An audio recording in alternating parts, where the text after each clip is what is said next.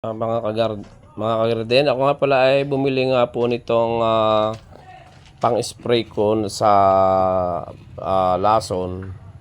I-sprayan ko yung maraming mga halaman ko na kinakain ng uod. At saka itong pantaba, pwede rin din po itong pang-spray, pwede din ibubudbod.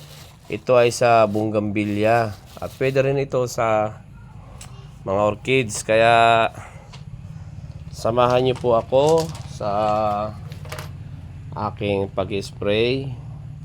At ako naman talaga ay awang-awa na dito sa